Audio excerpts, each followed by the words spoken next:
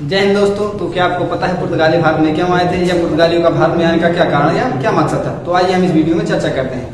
पुर्तगालियों का भारत में आने का सिर्फ एक कारण था, वह व्यापार था, क्योंकि पुर्तगाली जो थे वो व्यापार के इच्छुक थे और उनकी जो आर्थिक स्थिति वह व्यापार पर निर्भर थी।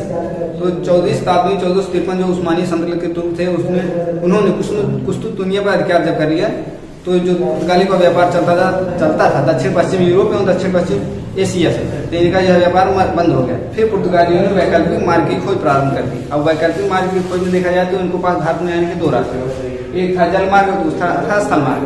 ये आपका रहा पुर्तगाल, ये पुर्तगाल हो गया आपका। अब पुर्तगाल से चलते हैं यहाँ के राजकुमार थे, जो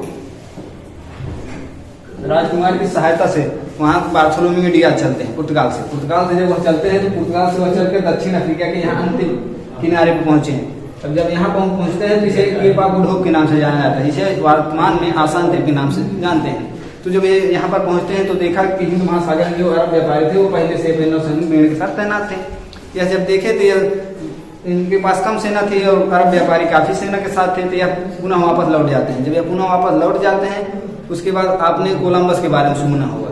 कोलंबस जो था आपने सुना होगा कि स्पेन का निवासी था, लेकिन ऐसा कोई बात नहीं है। जो कोलंबस था वह इटली निवासी था। कोलंबस को जो है नई नई वस्तुएं और नए मार्ग की खोज की काफी रुचि रखता था, तो उसने काफी राजाओं से बातचीत की, किंतु अंततः स्पेन के जो राजा थे उन्होंने उसे सैनिक सहायता एवं जो संपत्ति प्रदान की, जिससे वह भारत की खोज कर सके। तो वह भारत की खोज में निकलता है, लेकिन वह जब यहाँ से निकलता है स्पेन से तो सीधा आने को तो उसे यहाँ था, लेकिन वो यहाँ नहीं आता, वो सीधा यहाँ चला जाता है। उसने तो 1492 में अमेरिका की खोज कर डाली। जब अमेरिका पहुंचा तो वहाँ के लोगों को देखो वह इंडिया बोलने लगा, हालांकि वह तो इंडिया नहीं था, वह तो अमेरिका था। तो उसने 1492 में अमेरिका की खोज कर ली और वहाँ के निवासियों को रेड इंडियन बोला, रेड इंडियन।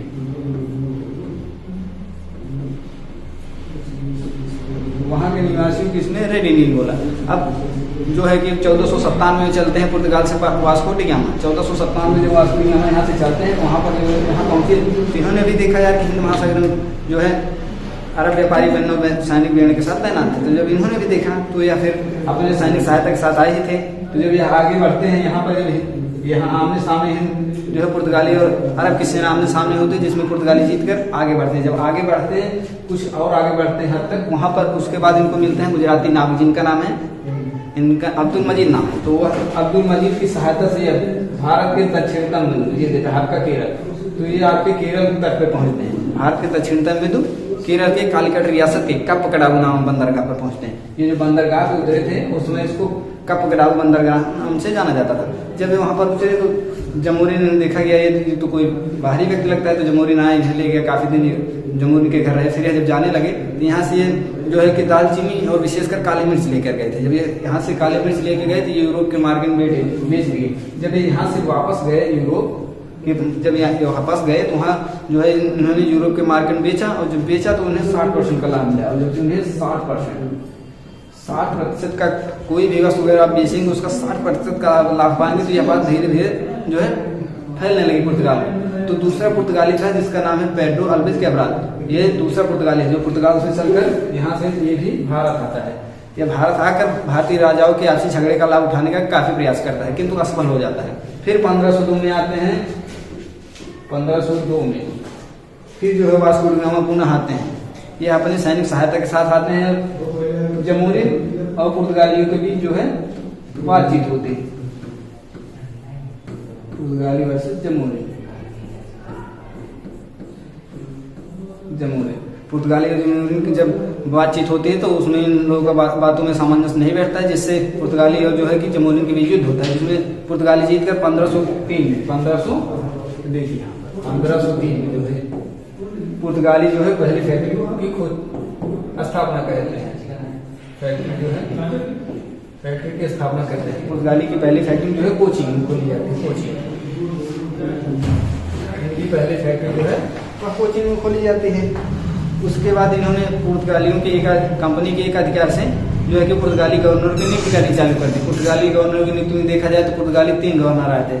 पहले जो थे अल्मीडा थे, दूसरे अल्बुकर्क और तीसरे जो थे नीना डी कुन्हा। अल्बुकर्क का कार्यकाल देखा जाए तो इनका कार्यकाल जो था 1505 से 1509 तक था। 1505 से 1509। अब अलबुकर्क जो है दक्षिण पूर्वी जो यूरोप एवं का व्यापार इनका मसाले का चलता था, उसे संचालित रूप से चलने दिया। उसके बाद इन्होंने दूसरा काम ये किया था ब्लू वाटर पॉलिसी। इन्होंने शांत जल नीति पे काफ़ी सुविधा व्यवहार की, तो इन्होंने ब्लू वाटर पॉलिसी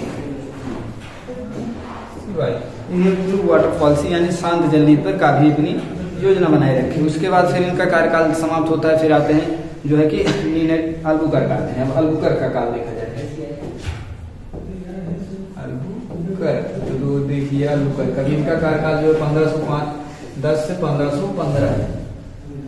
अब इनका कार्यकाल देखा जाए, इन्होंने आते हैं ये जो अलबुकर्क थे ये 1503 में नौसैनिक ब्रिगेड के नायक बनकर भारत आए थे, और पुर्तगालियों की जो वास्तविक सत्ता थी जो भारत में स्थापित हुई थी ये अलबुकर्क की ही देन थी। और इसने 1510 में बीजापुर के शासक यूसुफ आदिल शाह से जो है बीजापुर छीना था उससे। उसके बाद 1511 इसने दक्षिण पूर्व एशिया जो महत्वपूर्ण मंडी मलक्का थी उस पर इसने अपना नियंत्रण किया। उसने 1515 में फारस की खाड़ी में स्थित जो उर्मुज बंदरगाह था, उर्मुज बंदरगाह पर इसने 1515 में नियंत्रण रखा। 1515 में इसने अपना नियंत्रण स्थापित किया। उसके बाद इसने 1515 में एक प्रसिद्ध ईसाई संत जेवियर सेंट के नाम से एक चर्च का निर्माण किया, जिसका नाम है सेंट जेवियर चर्च, जो है सेंट जेवियर चर्च,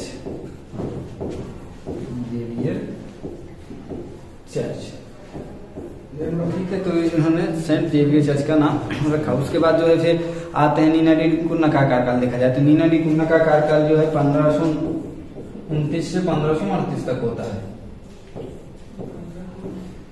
इनका कार्यकाल 1538 होता है। ये आते हैं, इनका पहला काम ये करते हैं, जो पुर्तगाली की पहली फैक्ट्री कोचिंग थी वहां से उसे हस्तांतरित कर हटाकर उसे जो है ना गोवा लाते हैं। इनके पहली फैक्ट्री गोवा में आ जाती है, हस्तांतरित कर कहाँ पर करते हैं, गोवा। इनकी हस्तांतरित कर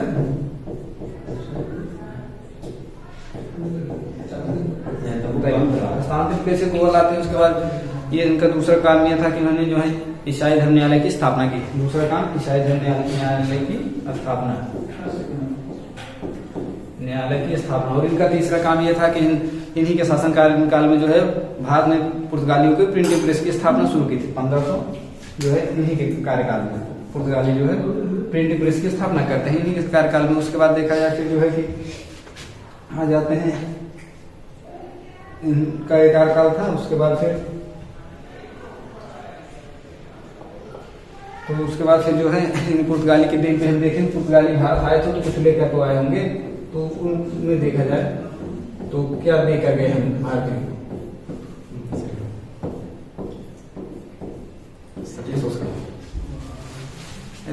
तो पुर्तगालियों की देर में देखा जाए तो पुर्तगाली कुछ जो है वस्तुएं लाए थे भारत में। तो देखें पहले तो पुर्तगाली लाए थे तंबाकू, जो है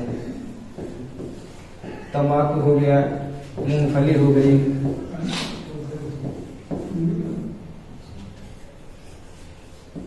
उसके बाद काजू, इलायची, शकरकंद,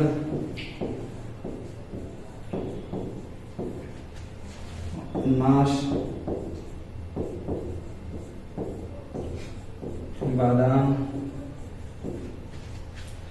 पपीता, ये सब जो फल थे ये वस्तुएं जो है कि पुर्तगाल के द्वारा लाई गई थी भारत में। तो ठीक है, नेक्स्ट वीडियो मिलते हैं, तब तक के लिए धन्यवाद।